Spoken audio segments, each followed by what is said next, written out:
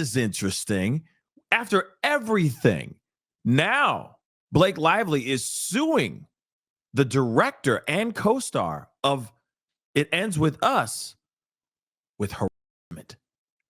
Wow. Pascal, you are now rocking with that dude Pascal. What's up? Listen, guys, we're taking a little bit of a break. We're taking a tiny little break away from Diddy and the Jay-Z stuff to talk about this situation, because this is very interesting. And these allegations that are coming from Blake Lively on the director and co-star of the movie that she was in, called It Ends With Us, is very wild. I mean, this is unbelievable, okay? And it also makes you wonder, or it also confirms a few things, because there's been a lot of theories about there being some sort of tension, some sort of drama, some sort of thing going on between these two. All right. We're talking about Blake Lively and Justin Baldoni. Okay. Or Baldoni. All right. He is also the director and also the co-star of this movie that they were together in. Now, this movie, she says she was promoting, at least this is what the court of public opinion has been saying, that she's out here promoting it, saying it's one theme, trying to promote it like it's some sort of rom-com, where he's sitting there going like, no, this is a story about DV. This is a story about a toxic relationship. And of course, a woman being able to get away, how she gets away from this toxic and volatile, violent individual. So there was a lot of tension going on between Blake Lively and Justin Baldoni. There's been a lot of speculations about a lot of drama in post after the movie was already out, while they were out here promoting the movie. So now we're hearing new information from Blake Lively, basically saying like, not only did he say and do things on set that were just absolutely just abhorrent type of behavior, we're also hearing that she's saying that there was some sort of like smear campaign on her name and her persona, like her whole brand, while the movie was out and all that. And we did see a lot of stuff out here in these streets of people really going in and putting in their opinions and saying that Blake Lively is kind of being, having an attitude and kind of stuck up and all that stuff. This is what the streets have been saying when the movie came out. And that is some really interesting stuff, right? So we got to look at this article. And of course, now we're looking at some things, and there was a lot of speculation out here in these streets. And now we're hearing something new. Now we're looking at this and going, oh, damn. So this could very well be true, that what we were all speculating before could actually be why there was there was definitely tension between them. Now, within this lawsuit, it's explaining something a little bit more. Let's take a look at it, and it's confirming the conspiracy theories and the rumors that everybody has been throwing out here in these streets, because they have been acting very weird. I mean, shoot, sometimes they're out here promoting, and they're promoting the movie in separate times. They're not even in the same room sometimes promoting this movie at that time. There was a lot of crazy stuff that was going on revolving around this particular movie and these two. And some people made it seem like there was some sort of extramarital affair thing. There was that theory that was rolling around and all that kind of stuff. But clearly something was going on for real. So let's take a look at this. It says, Blake Lively has declared legal war on her former It Ends With Us co-star / director, Jason Baldoni, laying out her allegations of SH. We've got to use these code words. And what she claims is a coordinated effort to destroy her reputation. But Baldoni's team has fired back, calling the allegations a false attempt to rehab her reputation. Now, real quick, there are viral videos out here of interviews that she has had with other people, reporters and whatnot, and how her attitude is in these things. Now it seems like she's saying that there was bad things that were going on during that time, and hence the reason why she was acting this certain way. I don't know. It's very interesting. I don't know if it's a real smear on her reputation. I mean, if you act a certain way, people are going to perceive you as such.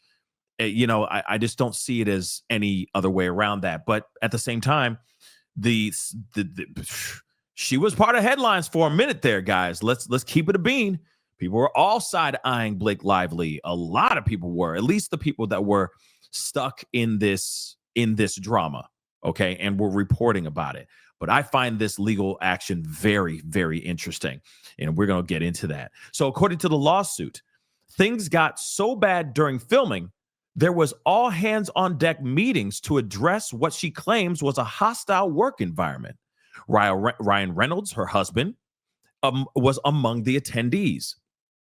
And I understand, like, he apparently wrote some stuff as well. Ryan Reynolds, he was a part of writing some of the some scenes in the movie as well. But yeah, I mean, they work very closely together. She even made a cameo in Wolverine and Deadpool, or Deadpool and Wolverine, which fantastic movie. But anyway, moving on.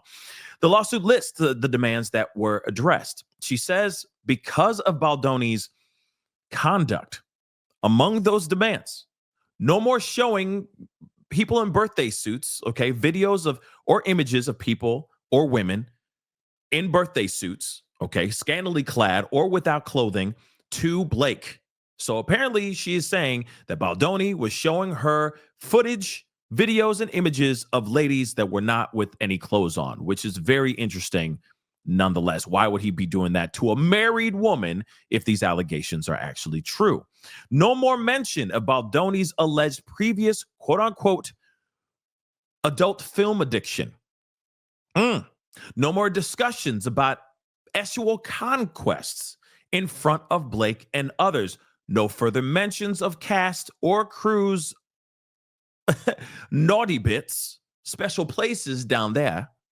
No more inquiries about Blake's weight, and no further mention of Blake's father who has passed away.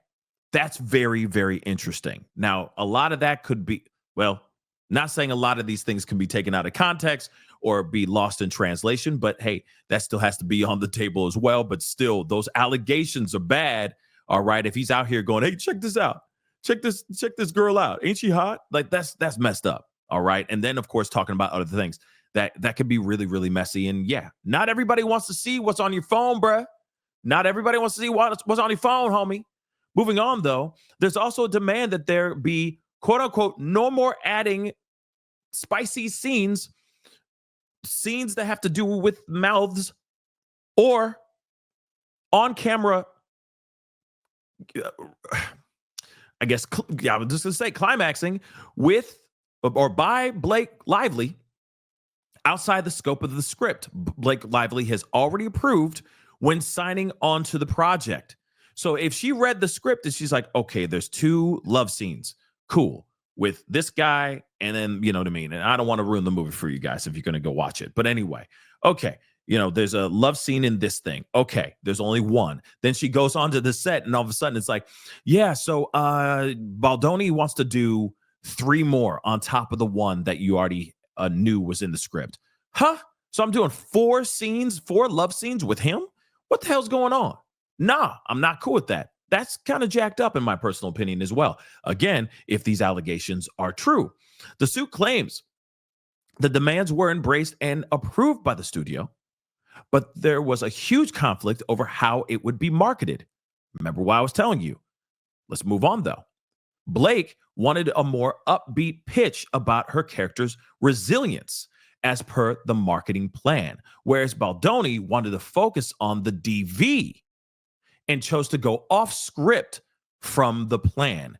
So she's out here going, yes, it's about someone finding resilience, finding a way to get free, standing up against a person who is obviously toxic and volatile and a monster, and how she transcends from that. But there's also lighthearted moments, and we have some comic relief, and there's some funny moments, and there's a love interest in there as well, right?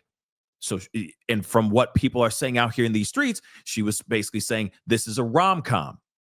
That apparently was a plan, a marketing plan to get people to go and watch the movie. But then apparently Justin Baldoni said, which we already heard about in these streets and in these interviews, he's been out here saying, no, this is a story about DV and how she transcends from that, how she gets away from this toxic and volatile individual. Yes, there are funny parts, but the main focus and the main conversation here is about DV and getting away, getting out of that, surviving, being a survivor. This is very interesting, guys. Very, very interesting. And that's one of the reasons why I think Blake Lively got thrown under the bus a little bit. Let's be real. She got thrown under the bus because she was out here going, oh, it's a rom-com. It's a lovely rom-com. You're going to love it, love. And it's like, no.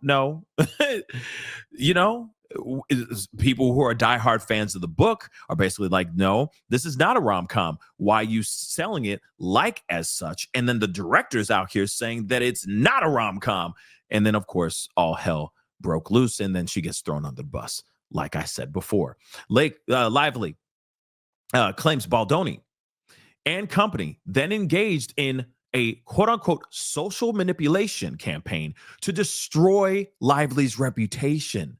The suit includes text from Baldoni's publicist to the studio publicist, which says Baldoni, quote-unquote, wants to feel like Miss Lively can be buried, and quote-unquote, we can't write, we will destroy her.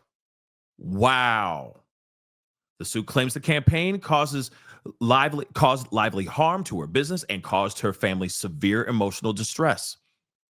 Baldoni's lawyer lashed out at the lawsuit, saying it was designed to, quote unquote, fix her negative reputation, adding the claims are false, outrageous, and intentionally salacious with an intent to publicly hurt.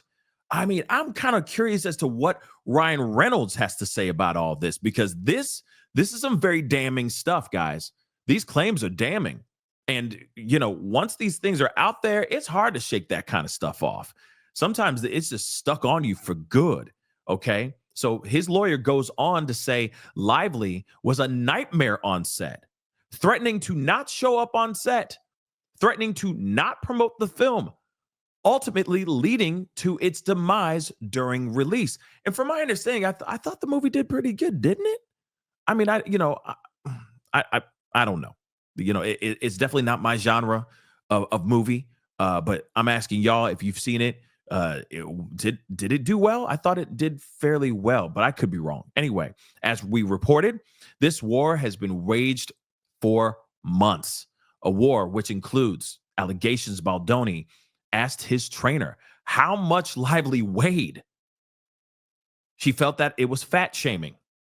But we're told Baldoni says he asked that because he has a bad back and was trying to protect it. Well, to be completely honest, when it comes to that, let's keep it real. If you got a bad back, you're not asking how much somebody weighs, just don't pick them up.